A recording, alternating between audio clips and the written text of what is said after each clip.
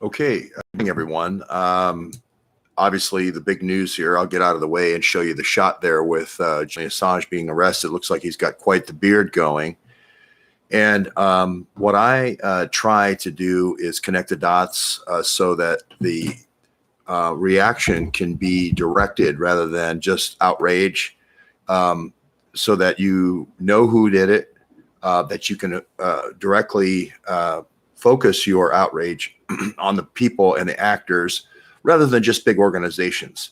You know, going down to Westminster Street and yelling at the old Knights Templar building, you know, the Integrity Initiative is not going to do anything.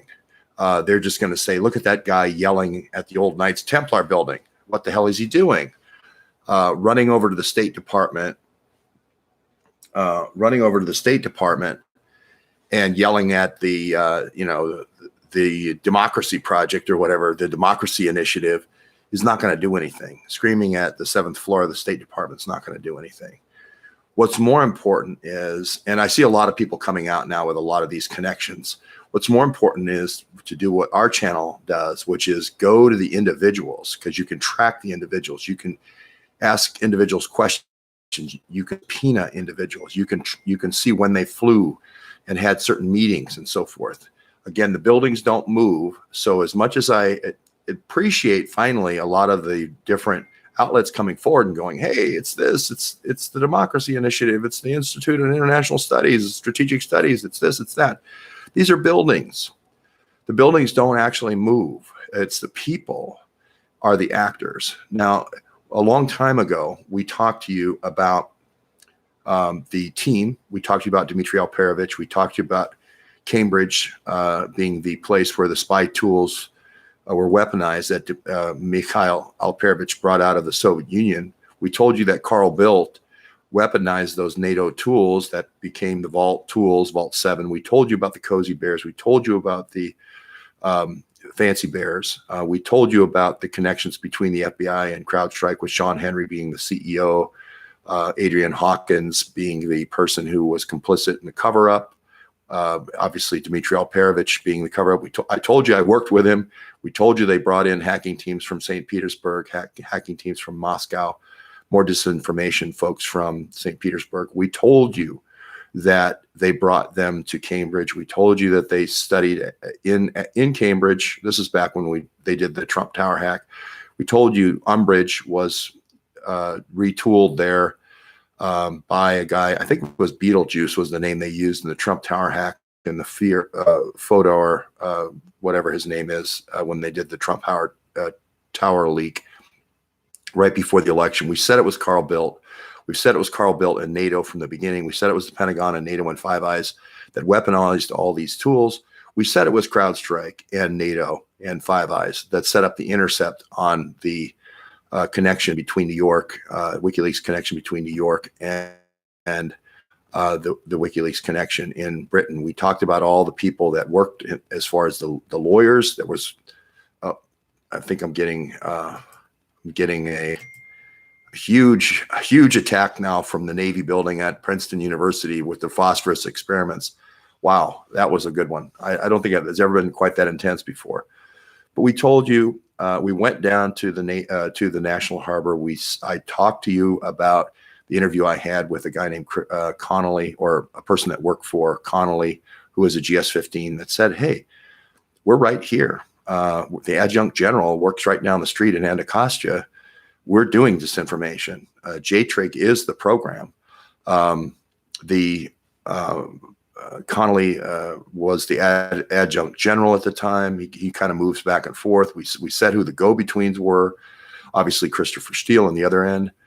Recently, we've identified Lakova, bringing a group of 12 from St. Petersburg, 55 Savushkina, another 12 from the Skolkovo school in Moscow, training in February, or Mike Flynn being read into that program, training, looking at the candidates, bringing them to Cambridge to get their kind of seasoning and rinse before they come to the United States. All this is in the indictments, supported by the indictments with all the names.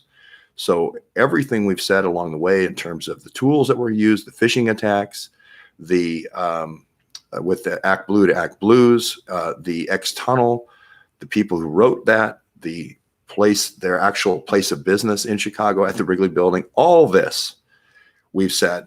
We even talked to you about how they originally got the warrant to do the intercept in 2013 with STIU cocaine in the Eastern District of Virginia, and the premise that was used. We talked to you about how he was involved in the Baltimore Harbor operations as far as kind of the nexus of this operation, sort of an evergreen operation. So a lot of stuff has happened over the series that led up to this. And we talked about how Assange put out the NADRA surveillance system when Jason and I were working on it 2 years ago, out of the blue, sending 2 emails from 6 or 7 years ago. So there should be no surprise here that Julian kind of was a spy who came in from the cold. He was recruited as a kid to hack phone systems all around the world. He kind of got away from that, and thank God, and had his McDuff moment and moved into doing the right thing. So again, a prepared mind is a mind that can better focus. And if you've done your pre-study, when these big events happen, you can say, hey, I know exactly what happened here. I know exactly who the participants are, and I know exactly what questions to ask the different people involved. Dmitry Alperovich, when did you set up the intercept on WikiLeaks? Okay. What was give me the warrant. Now go back to the Eastern District of Virginia. I forget the judge's name. It's not Fraulein Blucher, but it's close to Fraulein Blucher. But I can't remember her name right now. But she's, but where is the, let's see. You send a signal to release the files. Okay, dead man switch, Julian Assange.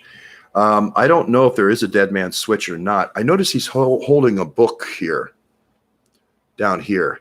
And I don't know if that's Jonathan Pilger or who, but he's holding a book in his hand. So that's interesting if somebody could do the background on that. Yeah, it is. It is. Yeah, and you know, as far as Dmitry Alperovich, I think I started the series saying Andy had Dmitry Alperovich as his hacking team. All the stuff you've seen recently, literally 2.5 years, people are adding the in-betweens, which I appreciate. You know, hey, it's nice to know it's at 25 Westminster, you know, the old Knights Templar building. You know, that's a great, you know, Institute for Strategic Studies. Great. You know, I think everyone knew that somewhere in, you know, near Whitehall that the British foreign policy was done. Still helpful, still helpful. I'm not saying it's not helpful. What I am saying, though, is getting down to the actual person and the movements of the people and what people say and getting the recorded statements and identifying people like Connolly and then talking to people who actually work for him. I think Ann Bader was the person, you know, waltzing him around as the adjunct general. I don't believe he was a colonel. The GS-15 told me he was an adjunct general. And again, she told me right to our face, yes, we do drugs. She didn't say legal or illegal, and you can't stop it. And you can't stop it. So, but Ann Bader, State Department, DIA, she was the person that was running him all around Washington, D.C. So we'll have to follow up on that. And where did we tell you that? We told you that at the Redstone Grill and Arsenal. We told you at the Redstone Grill and Arsenal. Later, John and I go back there. We about the Washington Wheel, Pay to Play, National Harbor. That's where all the investments have gone for this group. The Chris Connolly group is the British side. The British are also involved and invested into National Harbor. I want to make that completely clear. G4S just up the hill with Rod Wheeler. So let's not, you know, it's an international group here. What's just above the Redstone Arsenal and Grill? The khaki with General Kellogg's are coming from a long way away. Okay, so the specifics are, someone's saying the specifics are good. The specifics are critical because I have to now, if Barr, we now all of a sudden, Barr has switched the tables and announced that yes, there was spying going on in the Trump campaign. That's very helpful because up until yesterday, there was no official word that there was spying in the Trump campaign. And up until yesterday, the New York Times, Washington Post, and CNN all called me a conspiracy theorist about that. And now that's gone. Now we know they are the conspiracy theorists. I asked them for an apology letter. I haven't received it yet. But now we can go on to, well, where was the spying? Who did the spying? It's very important. It's the same people that are involved in this. I can tell you that. We brought you 2 years ago, we interviewed the key go-between for all the Wikipedia PR, Jessica Radich, and then, of course, the different folks that were with Jessica Radich, the PR go-betweens. All the people, all who had represented, I'm trying to remember his name right now. I can't remember his name. Maybe Connected will know. I know NSA knows him, and NSA will be able to tell me who that is in a minute. So thank you very much for getting up early here on this this is kind of like you have to be like a super smart scalpel surgeon to go in and just in the brain, and you just want to get that tumor. You don't want to touch anything else, the language centers or any of the coordination centers or any of the speech centers.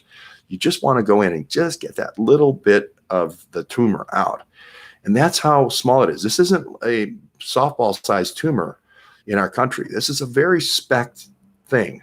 Maybe there's a couple of specks throughout the brain. We just got to go in and excise the small pieces. And you start with CrowdStrike. You start with Sean Henry. You start with Dmitry Alperovich. You start with Andy McCabe. You start with how did the two teams that were brought in get their visas, right? And we have all their names. Task Force has already done a rundown of all these people. We know about Bogacheva. We know about Krylova. We know about the passports in Florida where they come in. We know about bringing them into Washington, D.C. and New York through the retreats. We've done all that prepared work. Now we can start. Now we know, well, anybody who's been watching this channel knows we've been right. There was spying in the campaign. The two documents are correct with all the names of the two Russian teams. We know where the Russian teams stayed. We know who guided the Russian teams. We know who wrote the hacking tools of the Russian teams, which was Alperovich's team, the Atlantic Council, etc. So we were way down the track as far as Barr is concerned of being able to answer these questions. Now, Barr's going to be trying to do the cover-up. That's why we got to get the message to Trump. The Dan Bonginos of the world, they're blocking. They're trying to sell some kind of soft shoe version of the truth, and it's not good enough. You have to be specific, and you got to get it to Trump. Those are the two things. Got to be specific, and you got to get it to Trump. Okay, I'm going to look at some. Yes, Julian Assange was arrested this morning. There's the picture. There he is being pulled out by MI5. So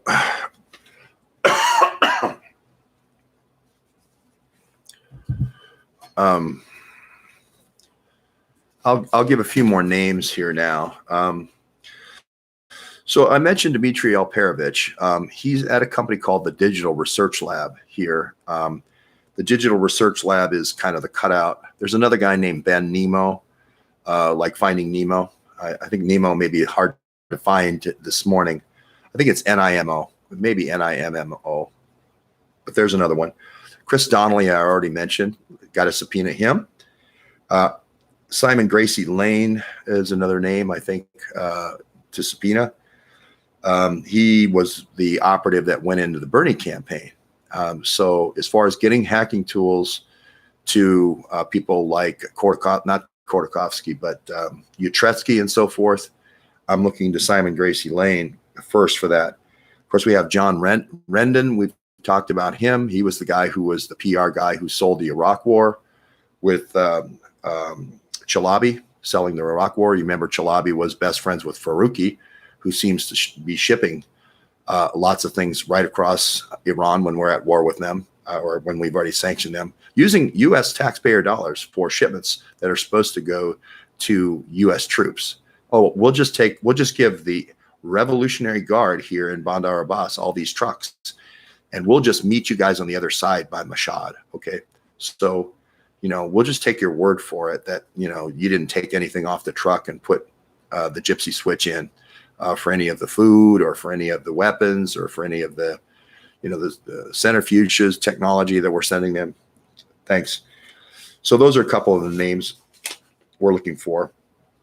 Atlantic Council, obviously, Jamestown Foundation, or a couple of other names in this integrity initiative. The Institute for Statecraft.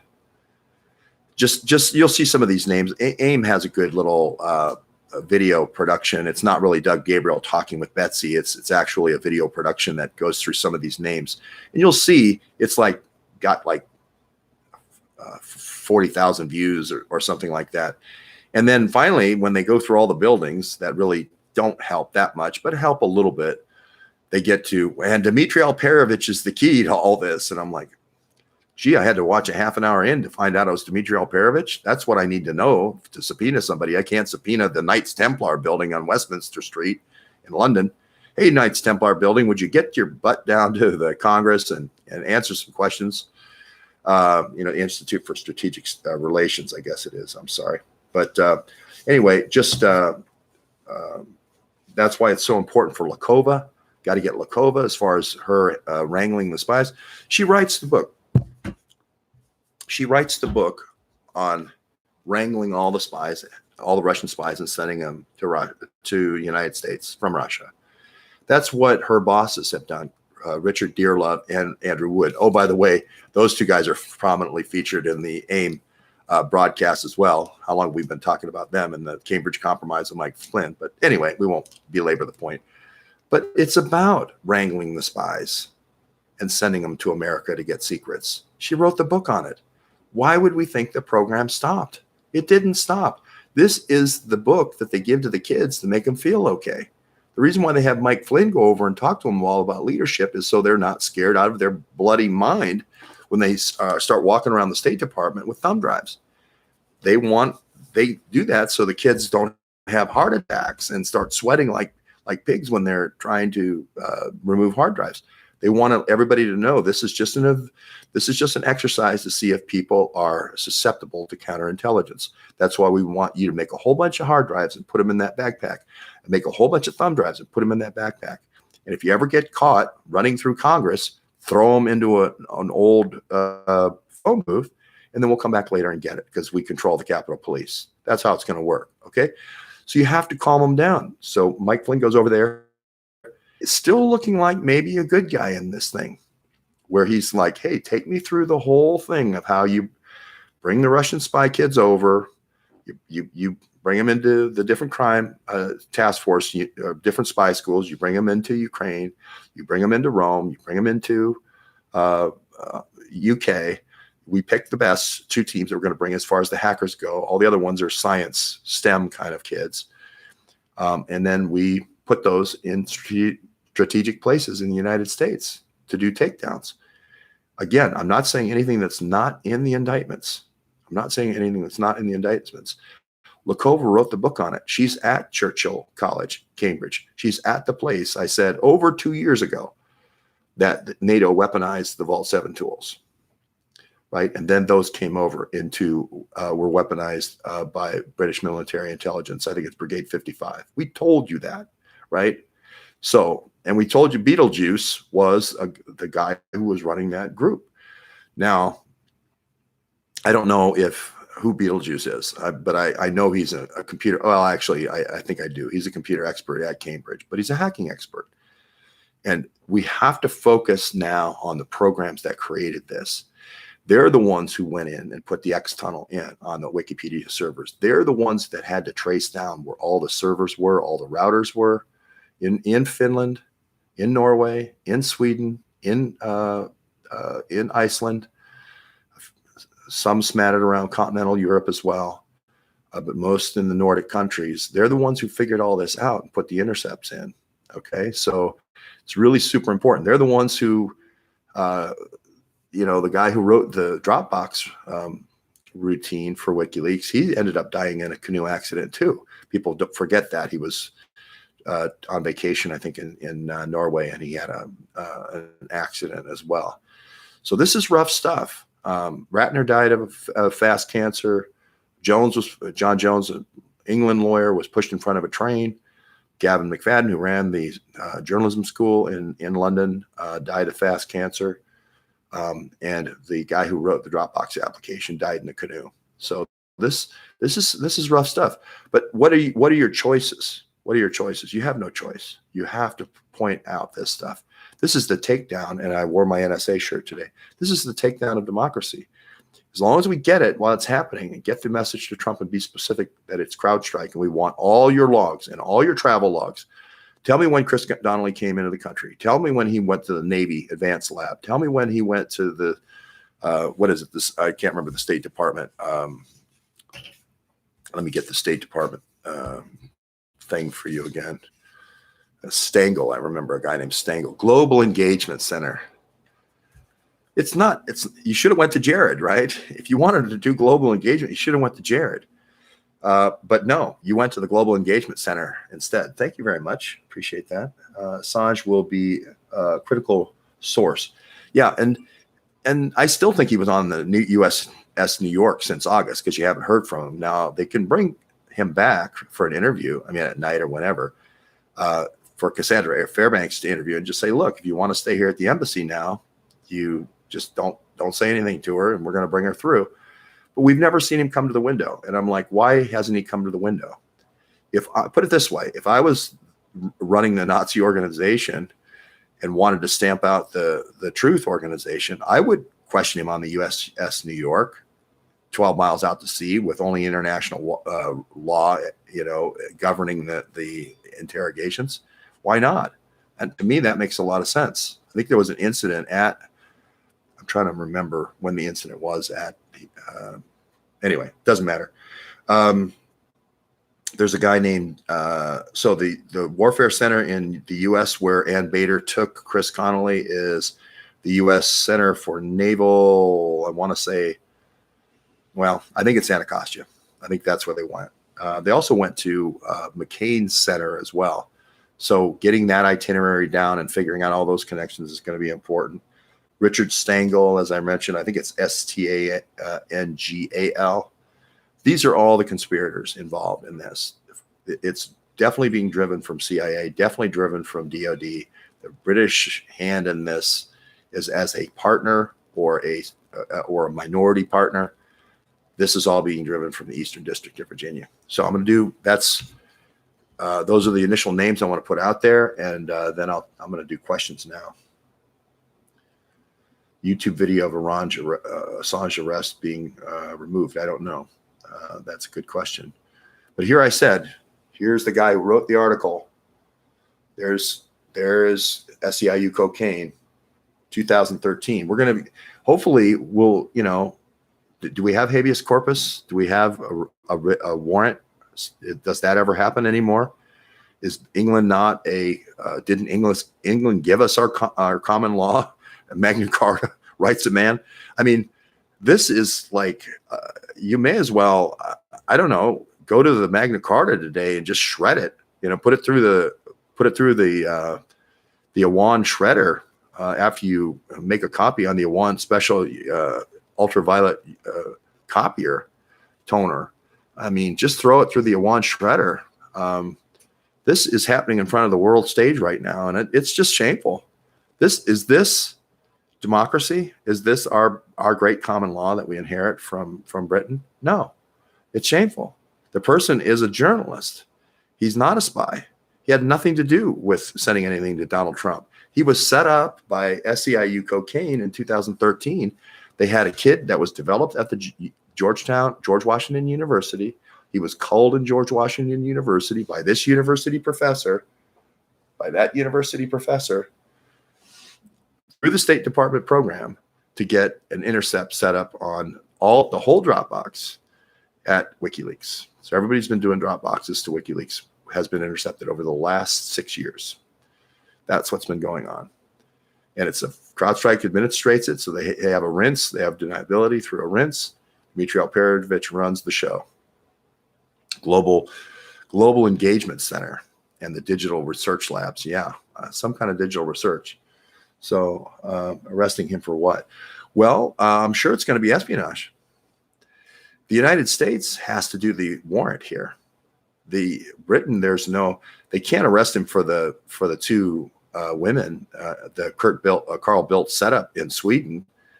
because those two cases were dropped. And I can't remember what they said, about the Julian Assange has said something about, they obviously got two lesbian bar owners to do the project.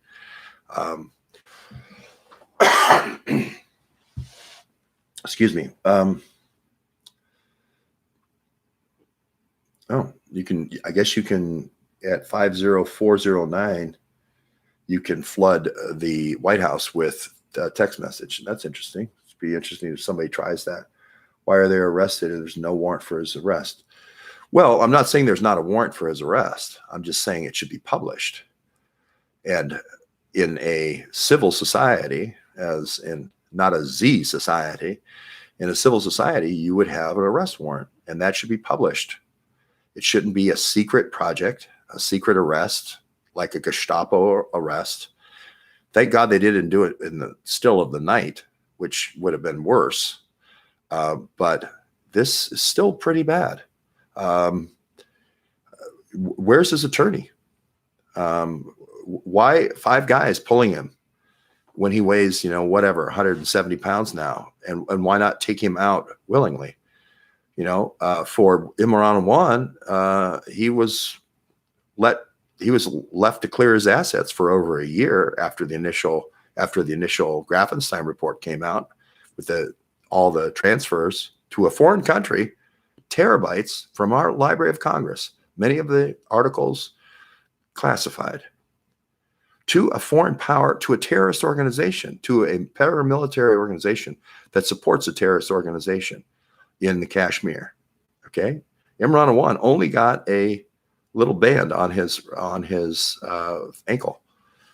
He walked into court, walked out of court. The whole discussion was, how big is his Uber circle going to be? Was it going to be 50 miles or was it going to be 25 miles? And he had some party friends. He had some party friends at the UAE embassy and some party friends in New York that he wanted it extended out to 100 miles so he could go